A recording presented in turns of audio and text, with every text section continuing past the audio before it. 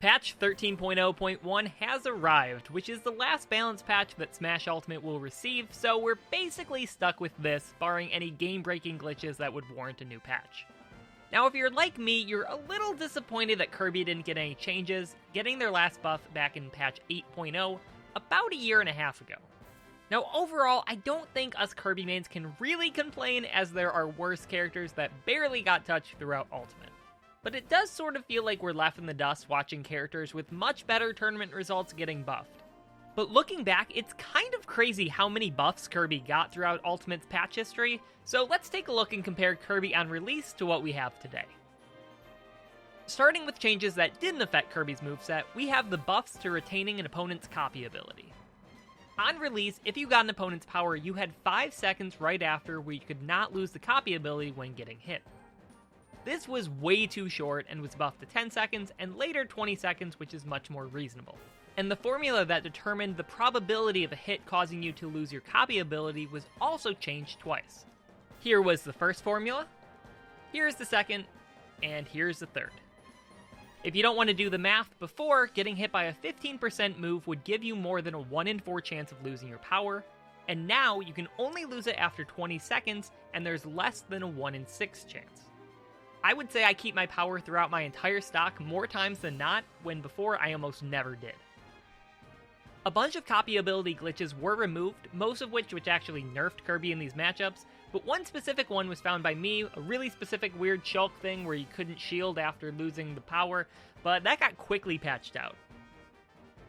They also slightly modified when Kirby dies from a Kirby side, which gives the opponents a harder time to recover, so that was a nice little buff that I totally forgot about. And patch 7.0 gave Kirby a huge buff by increasing Kirby's shield size. Now, a bunch of characters got their shield changed, but Kirby was one of the biggest winners from this. Originally, Kirby's hand would stick out on a slightly weakened shield, making so many moves shield poke for pretty much no reason. You could angle your shield to prevent this a little bit, but that's just not good game design in my opinion. Now, onto the moves. Starting with aerials, every aerial was buffed except down air, which never got touched. Up air's end lag went from 40 to 36 frames, making it easier to combo from it, and also got a startup buff of 2 frames, making it easier to combo into, as well as a knockback and damage buff. Now the knockback buffs made it slightly worse for comboing at mid to high percents, but it can be used as a last resort kill option, so overall it got buffed. One cool change from the startup decrease allows it to be comboed from a forward throw on a platform against some characters. Neutral air got the biggest buff of all aerials and maybe overall, going from frame 10 to frame 8, shaving 12 frames off the end lag of it, which makes it usable off stage. It auto-cancels 5 frames earlier, and it got huge knockback buffs. I still get surprised with how early this move kills. It's a get-off-me tool, great on a shield, good for edge guarding, dealing with projectiles, an okay combo starter. This move seriously does a ton. Forward air got an interesting buff in 8.0, making the last 2 hits do 1% more each, causing the last hit to have a little more knockback. This sort of messed with Kirby's low percent combos on some characters, preventing us from getting a regrab after forward throw forward air, so it almost felt like a side grade instead of an upgrade. But it ended up just mostly changing the combo trees a little bit, and also set up for tech chases at lower percents, and it also kills slightly earlier, so it was definitely a buff overall. Back air has always been a good move, and they randomly made it a little bit stronger in 8.0. I didn't really think it needed a knockback buff, but we definitely take those. Onto the grounded normals. Jab got buffed from frame 3 to frame 2, which was a welcome change. For how underwhelming of a jab it was, it definitely deserved a buff. But it could honestly be frame 1 and probably still wouldn't change too much about Kirby. Down tilt and up tilt didn't get touched, but they're good moves and don't really need adjusting. Forward tilt though got huge buffs. The end lag was reduced by 4 frames, making it much more spammable and safe on shield, but they also increased the base knockback from 12 to 40, making it a surprisingly good kill move near the ledge. It also sets up for tech chases and jab locks at low percents rather than high percents. Dash attack also saw some really nice buffs. The move got a 2% damage increase, and the strong hit got a nice knockback increase as well. it also got a larger hitbox. The move felt pretty decent on launch, and they just kept making it better. Now it can kill some characters hanging on the ledge at like 70. It's insane. They also reduced 8 frames of end lag off the move, making it surprisingly hard to punish and way more safe to throw out as a mix-up. Now, it's still pretty punishable if your opponent expects it, but I cannot tell you how many times I've caught an opponent trying to punish me, and I just hit them with a back air or forward tilt.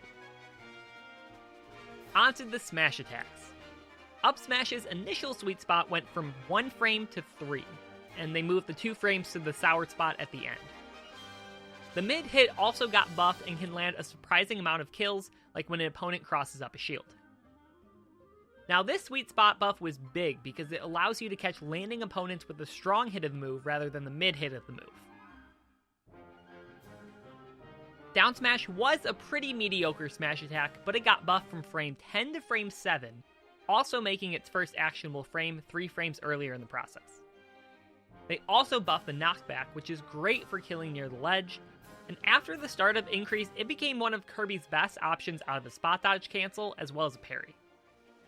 It's pretty unsafe on shield, but nice when you need something quick and strong, and works as a nice complement to the other smash attacks.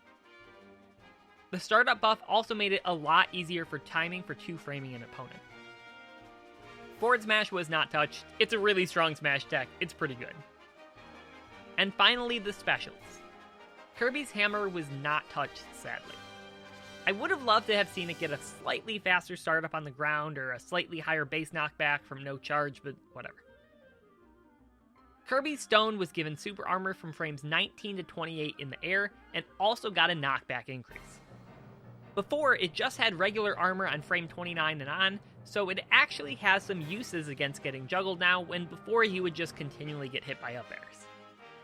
This can lead to some crazy early kills against an overly aggressive opponent, and the knockback increase made hits untechable at earlier percents off stage.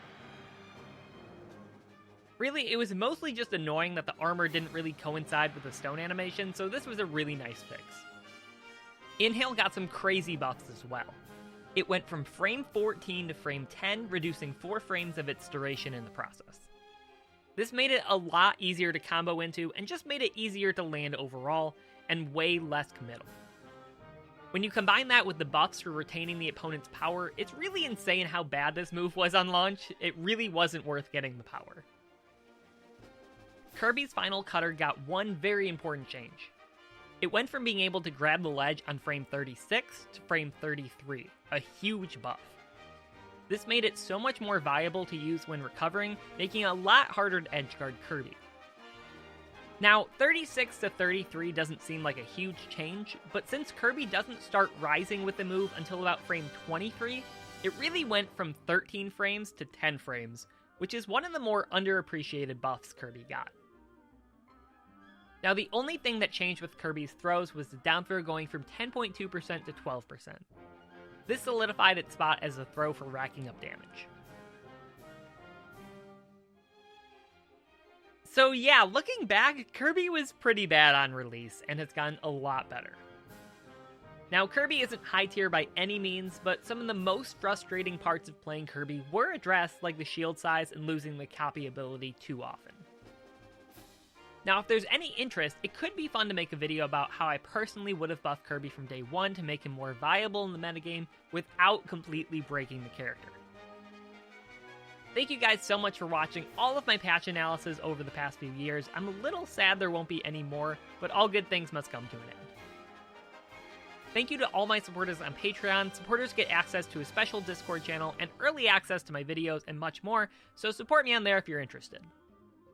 And you can also join the Discord for free. It's always a good time there if you're ever looking for games or have any ideas for future videos. Thank you again for watching. Peace.